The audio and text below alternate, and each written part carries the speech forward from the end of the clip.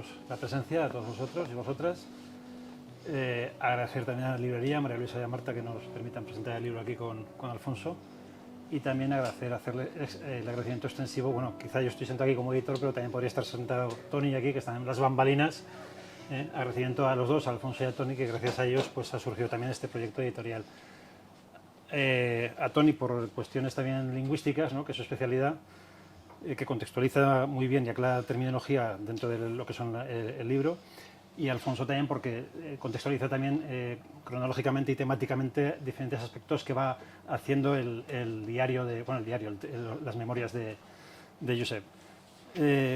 Y también tengo que agradecer evidentemente a Josep Farrés, lógicamente ya fallecido, y hacerlo extensivo a sus herederos, concretamente a su hijo Jordi, que es el que nos ha autorizado a poder editar esta parte del fragmento de un libro más que nos comentará luego Alfonso, de Prisionero de Franco, ¿no? Prisioner es el título exacto, en de soldad a prisionero de la República, de Franco, perdón. Sí.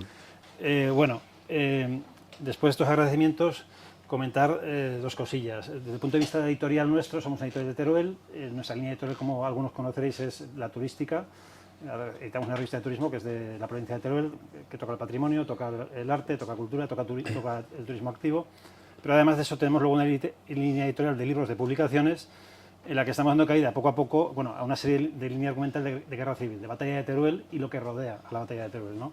Porque nos importa mucho esa memoria histórica que se olvida, que se ha dejado, porque ha pasado testimonios orales, pero ha habido poca documentación escrita.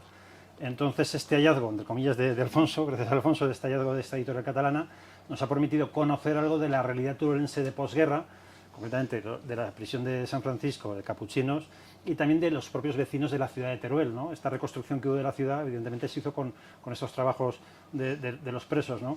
Y de alguna manera, pues conocemos, a mí, pues, salvando las distancias también, me recuerda un poco a ese espíritu de la colmena de Camilo José Cela, de cómo esa familiaridad, esa cercanía de esos pobres, entre comillas, digo, desgraciados, con los vecinos de aquí de Teruel, que también lo habían pasado muy mal. De alguna forma, estamos hablando del año 40, 41, 42, o sea, que hasta los años 60 prácticamente aún no se respiraba. A partir de ahí, para nosotros era un producto editorial muy interesante y contribuir a ese corpus literario que hay sobre el tema de posguerra y concretamente la ciudad de Teruel, ¿no? Además de eso, bueno, hay varias cosas en el libro que evidentemente no voy a destriparlas. Es un libro que es breve, que son unas 145 páginas, pero se tocan de forma tangencial la relación entre comunistas y anarquistas. También coincide con el inicio de la Segunda Guerra Mundial, como Hitler, las tropas nazis empiezan a conquistar el continente, entonces, con lo cual supone desmoralizamiento para los propios presos de cómo está evolucionando la sociedad, que no acaba de la democracia de llegar, ¿no? Por decirlo de una manera. Entonces, son como tramas o subtramas de la trama principal, que es la de estar preso, ¿no? en capuchinos. Y luego está la trama también ciudadana, una trama ciudadana de relación con los vecinos de la localidad. Pues hay unos nombres, Amalia, Amelia, en fin, más gente, que no va a decir, que ya tendréis curiosidad de leerlo, y en muy poco espacio se condensan muchas cosas, muchas reflexiones, muchas memorias de Josep, y que jalonen un poco la idiosincrasia de esa ciudad, de esa época, ¿no? El hambre que pasaban, el frío que pasaban, con lo que comían, etcétera, ¿no? Pasaron primero, cuando llegaron aquí presos, desde Barcelona, desde la Modelo, los dejaron en las ruinas del convento, del cuartel de la Guardia Civil, que es la actual delegación territorial de la DGA, del Gobierno de Aragón. O sea, había 4 paredes y poco más, y están en las cuadras, en los sótanos, pues lúgubres, húmedos, etcétera. De ahí pasaron a capuchinos, con un acuerdo con los padres paules, etcétera. Y al final también, bueno, diferentes acabaron también en lo que ya es San Francisco. En la cárcel provincial, porque la otra quedó destruida, que estaba en la plaza del seminario, y en la batalla de Teruel queda destruida. Efectivamente, y de ahí luego ya, cuando terminó de construirse la prisión provincial, pues bueno, en capuchinos también, ¿no? Y luego también hay un hito importante del libro, que es el tema de los evadidos, que lo dejo, que es un poco a lo mejor el tema que pudo traumatizar más a Josep, al personaje, y a raíz de ella se trasladamos a San Juan de Mozorrifar, en Zaragoza, y posteriormente a Torrero, y posteriormente a Libertad. Tiene una pena de 12 años y un día. A los de 6 años y un día se la conmutaban por dejarlos en libertad, y a los de 12 años y un día, en fin, no va a contar toda la historia, hay que leérselo, pues es muy curioso, ¿no? Y de ella la libertad, y además en Torrero conocería a su futuro suegro y cuñado, sin saberlo todavía, porque las hermanas de ellos es con las que se casaría posteriormente, que estaban en Barcelona. Exacto, que son turulenses. Sí. Y ya por terminar, una apreciación personal de la lectura del libro, salvando también las distancias con el espíritu de la colmena, me recuerda al libro de Víctor Frankl, ¿no? Del hombre en busca de un sentido, ¿no? Frankl fue psiquiatra, pasó por campos de Auschwitz, otro campo más de concentración, Buchenwald creo que era, y claro, él analizó por qué unos salían y otros no salían, ¿no? Y era porque tenían un sentido, le daban un sentido a su vida, hay que buscar un sentido a la vida. Voy a leer, nada, hago muy poco spoiler, una reflexión, y digo el paralelismo por la reflexión que hace su hijo Jordi, antes de acabar el libro, con una foto muy curiosa de Josep. Está ahí un ufano con un puro, y dice así, el padre de su hijo, o sea, el hijo de su padre, perdón, Jordi de Josep. La vida del padre, el Pepet, el Farrés, el Camota, el Avi o el Viejo, como yo le decía afectuosamente, está recogida en parte en sus memorias de juventud e infancia, marcada por los conflictos sociales y la guerra. Tuvo una infancia en la que la estupidez del gobierno permitía que niños de 10 años trabajasen explotados por empresarios mezquinos llenos de avaricia. Para ellos el poder y el dinero eran más importante que la escolarización y formación de la chiquillería. Su juventud fue impunemente robada por un golpe militar fallido que degeneró en una guerra larga y cruel. Fue a esa guerra porque creía en los ideales, luchó, fue herido y encarcelado, padeciendo hambre, frío, tortura y desprecio. Al salir de esa tómbola, conoció a la mujer con la que conjuntamente labrarían su futuro y el de sus 3 hijos, a los que ofrecerían aquello que él nunca tuvo: capacidad intelectual, mediante el estudio para tener una formación que les ayudase a enfrentarse al mundo, y creo sinceramente que lo consiguió con creces. Esto dice el hijo de su padre. Y haciendo el paralelismo, analogía que hacía con el libro de Víctor Frankl, es esa pulsión vital de Josep, que todavía no sabía que iba a ser padre de 3 hijos, ni mucho menos, pero esa juventud que tenía con 20 años, ese espíritu de supervivencia, esa pulsión vital le llevó a seguir a ese tipo de camino, ¿no? Y de alguna manera lo que todos padres desean para sus hijos, o todos padres buscan, es primero tener alimento, ¿no? Él no podía comer, o sea, necesidades básicas, frío, calamidades, poder comer, ¿no? Todos deseamos que nuestros hijos puedan comer, tener una casa. Hablando de la dicronía que tenemos actualmente, hoy casa no hay para nadie, ¿no? Parece ser que no hay casas, no hay vivienda. Pues ya es un tema diacrónico, ¿no? Alimentos, casa y, por último, cultura, educación, formación. Y yo creo que esa pulsión vital es lo que llevó a Josep a escribir de esa forma, porque el libro aparentemente puede ser muy dramático y tiene aspectos dramáticos y duros, pero se ve que es una persona optimista, y ese optimismo es el que le hizo salir, esa pulsión vital es el que le hizo salir de ese agujero que a muchos otros posiblemente no le permitió. Y bueno, no quiero enredarme más con la presentación, y paso ya al testigo Alfonso, que bueno, es el autor también del epílogo. También su padre, pues más o no coincidió a lo mejor con él, o coincidió pero no se conocieron, y de alguna manera también él tiene unos recuerdos más vívidos todavía desde ese punto de vista de los testimonios. Muchas gracias.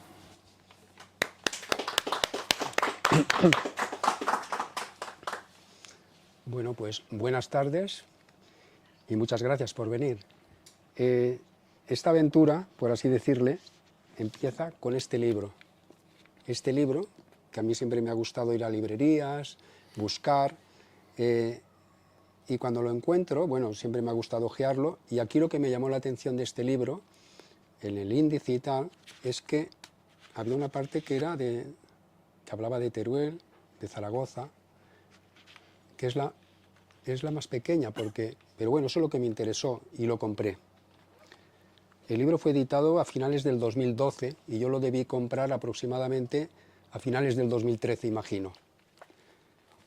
Y cuando llegué a casa, no empecé por el principio, que es por donde se debe empezar un libro, ¿no? Empecé por la parte de Teruel, ¿no? Que es cuando es en Aragón. Y esa parte es que te atrapa desde el primero. Desde el momento que lo lees ya te atrapa, ¿no? Porque dice, han transcurrido 50 años y el tic-tac del reloj de pared que tengo encima, estoy leyendo, este es en catalán, del meu cap, de mi cabeza, como si me hipnotizara, me vuelve al año 1940. Me trasladaban de la prisión modelo de Barcelona a la de Teruel para redimir la pena en un campo de redención de penas por trabajo. Bueno, y aquí ya empieza la aventura, ¿no? Lo he leído varias veces esta parte. Y bueno, yo siempre pensé, yo digo esto, porque siempre pensé que no se conocía. Y así era, no se conocía. Porque fue publicado primeramente en catalán. Seguramente fue una tirada muy corta en el mercado catalán. Y ahí se quedó. De todas formas, ahora es un libro inencontrable, no se puede, concretamente no lo encuentras. Y bueno, yo digo, no lo deben de conocer, y efectivamente esto me lo demostró cuando sale este libro, que es muy bonito, esta cartilla, es muy bonita, Los batallones de trabajadores en la provincia de Teruel, y veo que en la bibliografía no aparece y no se conoce. Y he indagado y prácticamente solamente he encontrado la mención de este libro en una especie de, de monografía muy corta, catalana, pero que la nombra, pero no especifica ni de qué va ni de lo que cuenta. Bueno, la cuestión es que ella dice, o sea, yo digo, pues esto habría que publicarse para que se conozca. Ya sé que el tema este de la guerra civil todavía, incluso en este tiempo, da sarpullidos a mucha gente. Es un tema polémico, ¿no? Y yo, en esta presentación, he querido traer a colación una frase, una cita, que tú, Toni, debes de conocer de, por lo menos el que la dijo, Llorens de Vilallonga, el escritor mallorquín. Este señor, que fue falangista de primera hora, junto con su hermano, en Mallorca, que ahí hubo una tragedia también, hay una frase que quería decirla. Dice, él dijo en su día, creo que es mejor no hablar de estas cosas, se refiere a la guerra civil, aunque quizá sea peor olvidarlas. Y yo añado, ahora esto es mío, yo digo, y aún peor creo desconocerlas, cuando se pueden conocer, porque están, solamente hay que buscarlas. Y eso es lo que me movió de alguna manera, porque si esto no lo movemos, se queda aquí y ya nadie lo sabe. Bueno, yo lo sabía, pero quiero que lo sepa más gente, por lo menos los de Teruel, ¿no? Porque lo que se ha escogido aquí, de este libro, es la parte que pasa en Aragón, y es muy interesante, porque así conocemos, porque la gente desconoce que en Capuchinos hubo lo que hubo, que el convento de San Francisco hubo lo que hubo, Torrero se conoce lo que hubo también, y mira, mientras estábamos haciendo la edición, pues investigué un poco más, ¿no? Porque aquí hay una tragedia que, estando Josep, se produce en la prisión provincial, que es la de San Francisco, que él asiste y lo explica en el libro, algo que le afectó para siempre, ¿no? Cómo hay una fuga de prisioneros que son de la zona, son turolenses la mayoría, y cómo sin piedad, bueno, los que capturan los fusilan al momento, y cómo les hacen, que esto se ha hecho eco el Heraldo de Aragón, creo que con muy buen criterio lo ha hecho, porque el periodista ya, yo indagando, yo me había pasado desapercibido y me enteré también que hubo una fuga que salió en el Heraldo, escrita por Luis Rajadel, pero esta fue en Capuchinos, 2 meses antes de la que aquí describe Josep Farrés, hay una en Capuchinos que también acaba trágicamente. Entonces, claro, yo digo aquí en la nota, yo digo, bueno, claro, hay tantas cosas que no conoceremos nunca, pero bueno, lo que se puede conocer porque se ha dejado testimonio, pues vale la pena. Y sobre todo lo que veo también, porque él habla muy bien de la población, y esto en otras, he leído pocas de memorias, pero algunos detalles de memoria sí que las conozco. Casi todo el mundo que pasó por esto habla muy bien de la gente, cómo intentaban ayudar a esta gente, a los presos. Y aquí en Teruel también recibe mucha ayuda de la gente, los que pueden ayudar. Y también cuando lo sueltan en Zaragoza, que sale de Torrero, que ya dice, ya se ha acabado, ya puedes irte a tu casa, que sale sin nada, como un vagabundo, y tiene que pedir a la gente. Y la gente le da, para que pueda mandar un telegrama a su familia para que le mande, para poder comprar un billete de tren y poder comer algo para poder regresar a Barcelona. O sea, la gente, fue un drama lo que pasó. Y lo que queda claro es que la gente ayudaba mucho a la gente. Pero había unas autoridades crueles, eso por descontado. Crueles por decirlo suave. Pero también dentro de esas autoridades o dentro de esos mandos, también había gente buena. Porque también aquí él se encuentra, y lo dice, ¿no? Gente que le protege. Por ejemplo, el director de la prisión de Capuchinos lo es, por lo que él pone aquí. De hecho, en uno de los acontecimientos, una de las historias que no vamos a desvelar, que también es muy interesante, yo lo digo en una nota porque hay que decirlo, pero él también, Josep Farrés también lo dice, yo digo, bueno, este seguro que le salvó de una paliza por descontado y quizás la muerte. Cuando la policía se lo intenta llevar, ¿no? Y el director de la prisión de Capuchinos dice, no, si ustedes no tienen una orden, aquí no sale nadie. Bueno, que es muy interesante y se los recomiendo porque pueden conocer, es un libro de fácil lectura. Es verdad que a veces él se lía mucho con el tema este de los anarquistas, de los comunistas, ¿no? Y tú dices si hubiera coincidido con mi padre. Mi padre también estuvo en los años 40, bueno, al final del año 39, imagino, porque a principios de los 40 está. Antes ha pasado por otros sitios terroríficos, como la Seu Vella de Lleida, donde hay muertes a punta pala, porque no se les da alimento, no se les da de beber. Ahí enferma mi padre. Y bueno, y luego viene aquí. Pero no se hubieran podido conocer porque claro, él aquí habla de esa enemistad de los anarquistas y los comunistas, y mi padre no era anarquista, él es anarquista, mi padre es del otro lado. Y hubieran estado en grupos diferentes, pero yo creo que no coincidieron. De todas formas, yo pienso, Toni, que esta cosa que hay aquí de Josep Farrés, de los anarquistas, que habla tan mal de los comunistas, para mí es una cosa fabricada, que no es lo que vivió él en su momento, sino que cuando él escribe las memorias, él ya lee cosas que se escribió mucho, sobre todo a raíz de lo de George Orwell, y sabemos ya que la CIA, que era la época que la Guerra Fría estaba, bueno, hizo desde comprar intelectuales, desde hacer estudios falsos, o sea, porque era hundir a los comunistas. Entonces eso sí que es verdad que yo pienso que él quedó más influido fuera, después de pasar por aquí, que en la prisión. Ahí podría haber el sentimiento ese, pero ese sentimiento tan anticomunista yo creo que se produce por lo que lee o lo que recibe de la guerra sucia que hubo en la Guerra Fría contra el comunismo, porque era la lucha de Estados Unidos y el mundo occidental contra Rusia. Y eso está muy bien especificado. Por ejemplo, Paul Preston tiene un estudio muy bueno que habla de George Orwell y lo explica muy bien, ¿no? Como esto se amplifica mucho. Este libro, ahora en mi biblioteca los tengo los tres juntos porque se complementan, ¿no? Este que dio origen a este y este también que me gusta mucho, pero que ahora este lo complementa, creo yo, porque hay un testimonio de alguien que lo dejó por escrito. Yo también podía haberle dicho a mi padre, oye, vamos a sentarnos, explícame más cosas, pero la vida no me dio la oportunidad. Si le hubiera dado más vida a mi padre, posiblemente sí que lo hubiera podido conseguir, porque esta gente quedó muy marcada por la guerra, muy marcada, y lo que se impuso fue el silencio.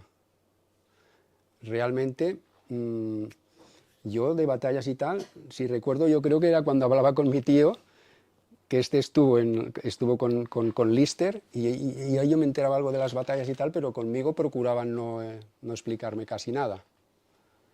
Y yo sabía cosas a veces por terceros, y ya de mayor, pues bueno, pues hablamos alguna cosa, y alguna cosa sí que me dijo. Porque aquí coincide, por ejemplo, que el Josep Farrés habla de un cura terrorífico que había en la prisión de Teruel, creo que es, en la provincial. En San Francisco. Y en San Francisco, creo que es. Y yo digo, pues bueno, pues ahí debió coincidir, porque de las pocas cosas que me contó mi padre, una de estas sí que fue de un cura terrorífico, con unos sermones, vamos, horribles. Aparte que son todas las prisiones que eran, y este lo cuenta, todo eso de cada día o casi cada 2 por 3 levantar el brazo y el cara al sol y las canciones, eso era una humillación diaria, aparte de los alimentos, aparte del frío, porque aquí lo dice, con una manta escasamente pasar el invierno aquí en Teruel debió ser duro, y sobrevivir a eso, por eso él vio gente, y creo que lo dice aquí también, dice que le llamaban, que veía morir y eran pijama de madera, ¿no? Pijama o de sea, madera, sí. pijama de madera porque se iban así, ¿no? Eso sí que también lo sé por mi padre, bueno, él como estuvo también en muchos, la de Teruel, la de San Juan de Mozarrifar que él cuenta también, la de Torrero, en Lérida, y bueno, hasta llegar, hasta que se puede ir. Pero quiero recalcar una cosa, que lo dice aquí el Josep Farrés, cuando lo trasladan de capuchinos a la prisión provincial, hay una cosa que dice, nada más pisar el umbral del convento de San Francisco se me cayó el ánimo a los pies. Dice, los funcionarios de aspecto tenebroso se hicieron cargo de mí. Y luego dice, sus miradas destilaban el veneno que toda persona despiadada guarda en su corazón. Visto aquello, me entró un miedo como el que no había tenido nunca en mi cuerpo. Esto lo dice. Con 20 años. De la prisión provincial de Teruel. Digo, ¿quiénes estarían ahí al cargo? Es verdad que otro preso cuenta lo mismo de San Marcos de León, pero bueno, este es un hecho que es verdad, y esto lo puedo corroborar también por mi padre, ¿no? O sea, una gentuza, por decirlo de alguna manera, donde no había empatía con tus propios compatriotas, ¿no? También es cierto que en Capuchinos tenían que salir a Carpintería y tenían que cruzar el viaducto. O sea, la carpintería estaba allí, o la fábrica oficial de carpintero. Tenían que subir por la calle San Francisco, seguramente. Y subían por la calle San Francisco, cruzaban el viaducto y volvían 2 veces al día, ¿no? Hacían el paseo y luego, claro, se quejaban de los mal alimentos que estaban con los paseos que se han y el trabajo, ¿no? Tan duro. Pero de alguna manera, bueno, él, no vamos a destripar el libro, pero es verdad que tenía sus momentos de asueto y podía conseguir comida para llevar luego para compartir con sus compañeros. Porque la gente, como decías tú... Porque colabora un teniente sí, colabora, sí, que los tiene que vigilar. Colabora, ellos mismos ven que esta gente necesita alimentarse, ¿no? Decíamos que lo de la maldad está repartida, hay malos y buenos en todos los sitios. Pero es interesante dar con los buenos, ¿no? Porque como des con los malos, lo tienes muy mal, Y ¿no? luego aparte también hacía la distinción de presos políticos, que ha pasado una guerra, Sí. son presos políticos, no han cometido delitos comunes. Entonces es una situación, claro, extraordinaria o extraña, ¿no? Cuanto menos. Y había unos que han vencido y otros que no, con lo cual... Claro, lo más triste de todo es cuando todas las guerras son negativas y tristes, pero las guerras de compatriotas contra compatriotas, esto es lo más duro, porque en la guerra, además en los años 30 tan peligrosos, de fascismo, comunismo, eso fue tremendo, ¿no? Pero lo que pasó aquí, concretamente en Teruel y en España, es lo que pasó, porque a veces yo oigo cosas, dices, es que si los otros, no, aquí contamos lo que pasó, y lo que pasó fue esto. Los otros, como no triunfaron, no sabemos lo que hubiera pasado, sabemos lo que pasó, esa es la realidad. Y por eso he querido decir esta frase de este señor, que creo, mallorquín, que aparte de ser uno de las cumbres de la literatura catalana y española, era psiquiatra. Entonces, que lo diga un psiquiatra que ha sido falangista de primera hora, que ha visto lo que ha pasado, que diga dice, creo que de esto no hay que hablar, ¿no? Dice, creo que es mejor no hablar de estas cosas. Hubo mucho silencio, claro. Dice, aunque quizás sea peor olvidarlas, porque, y yo añado, y aún peor creo que es desconocerlas cuando se pueden conocer. Entonces, vale la pena conocer y entonces se puede hablar.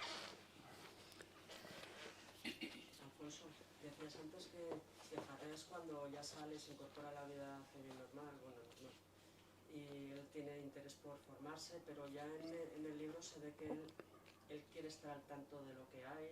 Tiene inquietud, sobre todo por la matemática. Sí, él quiere aprender, claro, y se encuentra en la prisión, aquí también viene gente, porque como había presos de todo tipo, había también presos intelectuales, ¿no? Y estos ayudaban a la gente. Se ayudaban mucho, ¿eh? O sea, había ahí una cosa, él lo dice, pero yo lo sé por mi padre, o sea, hay algo sagrado. Es verdad que también había que ir con cuidado, porque también metían gente allí para cogerlos. Y había que cuidarse, pero había algo que es la camaradería profunda. Eso, yo mi padre lo he visto. Mi padre estuvo con las brigadas internacionales. Y siempre me habló con la gente que estuvo, polacos, sobre todo polacos, que ahora sé que la mayoría eran judíos, pero nunca me dijo de judíos ni nada, polacos, y gente del este de Europa. Esta gente creía en un ideal. Y para ellos la amistad esa que allí se forjaba era sagrada, porque era la única manera quizás de sobrevivir también, ¿eh? Y este también lo cuenta, cómo recibía incluso de los presos aquí en Teruel, los propios turolenses, que aquí aprende, hay palabras nuestras, dice, era de tajada, ¿no? Dice, le llaman aquí tajada, ¿no? Y le daban los propios que recibían de sus casas de aquí comida, y eso se podían alimentar, y él como no tenía nada, pues dice, estos me daban pan y tajada, ¿no? O algo así. Le llaman aquí pan y tajada, ¿no? Sí, de hecho, a mí también leyendo libros compartían, incluso los que tampoco tenían familia, Sí. pero les mandaban giros, había familias más pudientes que otras, todos compartían todo, ¿no? Aparte del agua negra que les dan de café Sí, y el sí, cuscurro sí. de duro de pan, tenían luego lo que podían, pues higos, frutos secos, pero siempre lo compartían. Bueno, es lo que pone.